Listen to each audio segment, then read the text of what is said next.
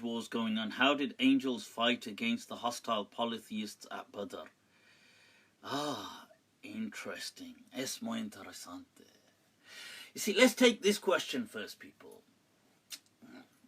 You see, it's interesting that the Battle of Badr, okay, first of all, depicting the Battle of Badr, the companions and the Prophet's side, the believers, as they were then known, al-mu'minun, they were, one, not in huge quantities. People, there's a famous number 313, 313, but it's not necessary that they were 313. They may have just been 300, 300 and whatever, an odd number, but the point is they were outnumbered. That part seems to be, you know, what the evidence clearly suggests, that the army of Quraysh were probably at least 1,000 strong.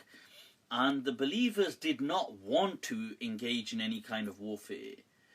But they were prepared for it. Like, they weren't prepared, but they were, you know, hoping for the best, but expecting the worst. It was that mentality. But they were hoping that they were just able to reach the place, and because the whole thing was to do with the caravan arriving.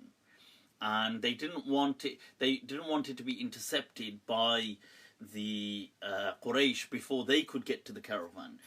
And so this is what the race was to. It was to the caravan. Now, the dangers were, if Quraysh got there in time before them, there was going to be a showdown, a face-off. And they weren't in a good position to take on, because they were heavily outnumbered. They were not militarily equipped very well. I mean, they had swords, but that's it, really. You know, they had a few spears, a few horses. They weren't really, they were just, apart from, I mean, they did have swords and things like that, but they weren't, compared to the other people who came camelback and horseback and, you know, with all these kind of drums beating and all these people making a big hoo-ha, really prepared, a whole parade for war. So, now, as it happened, the Quran cites the believers saying that they were hoping that it was not going to be a war outcome. But yet Allah says in the Quran, but yet Allah, what Allah had destined was to be. And the point is that there is a clash, there is a face-off, they turn up, the Quraysh are there. Now, the believers do stand their ground and they fight passionately. Battle of Badr is overwhelmingly a clear success for the believers, and it obviously reinforces the entire faith structure. And it was a very moving, emotional kind of battle, because one, they didn't want to, you know, sometimes when you're pushed against a corner, you come out of it fighting really hard. So so they were kind of just fed up, and it's a very, and even some of the ahadith that transmit the final du'as, I mean not the final, but the final du'as before warfare of the Prophet, where he says to, where he makes a du'a that, Ya Allah, in tuhlak hadhi al-isaba, lan tu'bad fil ard. That this is all there is of the believers. If they today perish, you will not be worshipped on this earth.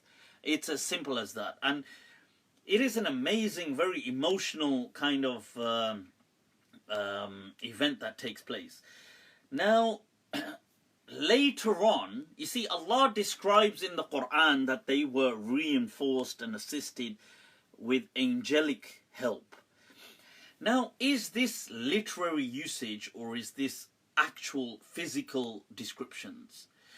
Many Muslims will believe that this is just literary, kind of symbolic usage of language. Like when Allah says in the Quran, for example, about the Bay'atul Ridwan, that when they made a pledge to avenge Uthman, because they thought Uthman, this is later on in Medina, had been killed, but he hadn't. And the Prophet took a Bay'atul Ridwan, he took a pledge till the end with some believers around him.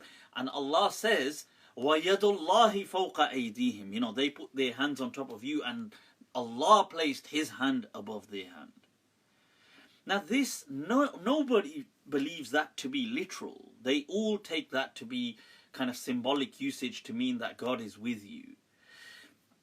So this thing, when Allah says there were 5,000 angels, or thousands of angels we sent reinforcing you, was this about reinforcing your determination, your ability, your steadfastness in the face of adversity? Is that what it was? Or were these literal kind of anthropomorphic, like men-like people that were there fighting? So many people would feel that this was simply symbolic usage of language. It was literary usage. It was not real. The thing is that some Sahaba do describe later on, like we have descriptions of some companions saying, oh, we saw these angels come forward and fight. They were, cutting off the limbs of the people in front of us. They were slicing through the enemy ranks ahead of us. Now, they say, and some of them describe them in colour, that they were kind of armour cladded, this green clad armour that they were wearing, and their horses were cladded in certain kind of armour and a green colour, and their faces were masked. And some of the companions, the Prophet doesn't describe this, but some people have made these descriptions. Now it's interesting that, you see, on one hand, were these simply kind of narratological stories that these companions were telling other generations after them, as one would maybe at times anthropomorphize forces or determination. So was it just a literary thing, like storytelling? Was that what it was? That many people may feel that. Other people have felt that this may have been in the midst of the battle. That's what it felt like to them. That they felt that, oh my God, were people, did I see something? And they felt they saw these things. So, whether those things were actually happening, but they felt it, and that's fine. So that's another interpretation. Now, I did come across recently a rare interpretation. Now, I'm not saying this interpretation carries any has to carry any truth, but it was an interesting one, and it was just intriguing. I mean, most likely it isn't true. I don't believe it's true, but I just found it interesting, and I haven't looked into it so deeply, but from what I came across, you see, some people have proposed that, and these are some kind of historians and non-Muslims, and people who specialize in kind of Persian history and things like this. They have proposed and hypothesized that Salman AlFarsi, radiallahu an, who was a Persian, and he'd come from he had a very illustrious kind of history, like somebody who initially was from the family of a Zoroastrian background, and that too from a kind of priestly lineage, and then he converts to Christianity, and then he becomes a very a successful trader, and then he moves to Mecca. Now, the interesting thing is that, to Medina, and embraces Islam.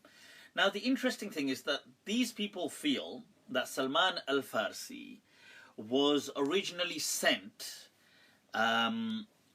with a kind of military intelligence perspective from the Persian Empire. And because the Persian Empire had fallen into a bit of disarray as well, and it was quite insecure, and because he was from a family that were of highly priests, they were close to this, the Kisras and the rulers and things like this. So they feel that as a very intelligent person, they nominated him and sent him to kind of gather intelligence. And hopefully, this is what some of these historians have alleged, that Salman AlFarsi was to mobilize these southern forces, who were these Bedouin and non-Bedouin, but these Arabs who were a neglected people, because you had the, you had the Byzantine and you had the Persian Sassanid dynasties, and at the south you just had this Arabs who were a neglected, negligible force. So he was to mobilize them and use them to attack the Byzantines eventually in time to come. This allegedly was some kind of conspiracy that some people have argued that Salman AlFarsi was originally sent with, and then he may have truly embraced Islam. They've not, I mean, from what I've heard, they've not argued that whether his embracing of Islam was fake. So they feel that maybe he truly embraced this message, but he always kept and he was close to the house of Karen. Now, sometimes just written in English as Karen, like the English name Karen, like of a woman. But here Karen was it was a man, not a woman, in Farsi, who were a particular, like a fiefdom. They had like a miniature kingdom, if you like, within the Persian Empire. And they were rivals with the current Sassanids, but they were still Persian at the end of the day, part of that kind of heritage. And now this historian argues that there was an incident when Anushirwan, the famous leader of the Persians, is facing a Turkish kind of onslaught from the Turk, the original from up north Central Asia. And he's going to fight them, and he stands there, and they stand off, and he's losing. He's losing, he doesn't seem to be able to hold his ground. And then this army turns up that are not a part of his army, but they come, with this kind of green armored cladded armor, and the horses have this green cladded kind of armor, and they have their faces covered, and they fight off the Turk and save Anushirwan. Anushirwan is before Islam. He's probably about 2 generations before Islam. Now, you see, he's a famous Persian, one of the epic kind of leaders.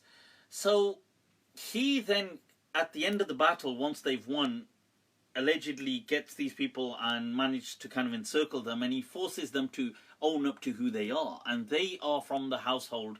They then reveal that we are from the household, we are knights from the household of Karen. Now, these historians like Giorgiani, Jason Giorgiani and others have then argued that they feel Salman AlFarsi had sent message to the household of Karen, who then sent those same knights. Because this description is, he feels, and some other people like him feel, the description of the household, of the knights of the household of Karen. So they came and helped the Muslims beat the Battle of Badr. And then they just disappeared. So to Muslims it felt that maybe they were the angels, because they didn't expect anybody to be there. So when they saw these things, these horses in cladded armor, and the knights in green cladded armor and masks, and they associated this with maybe an angelic help, or because they were told there is angelic help as well, they assumed that this was the angels. That's an interesting kind of interpretation. Obviously, it requires a lot of exploration into the history, into looking into these armored knights of the House of Karen, and what role they really did play in history and how powerful they were. I mean, even if it is true, it in no way is, it's not worrying or anything like this. It just, even if it be true, it simply just goes to show that, okay, that there was help. And some people, because they were told there was angelic help as a literary device, they assumed this help to have been the angelic one, as an assumption, because otherwise it didn't make any sense. I mean, I'm not saying it's true. I don't, most likely it wasn't true, but I feel even if it was true, it's not in any way problematic. But I found it an interesting theory nonetheless. I did find it interesting.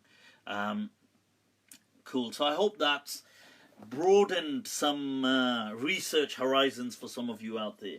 So what else is going on, mi gente?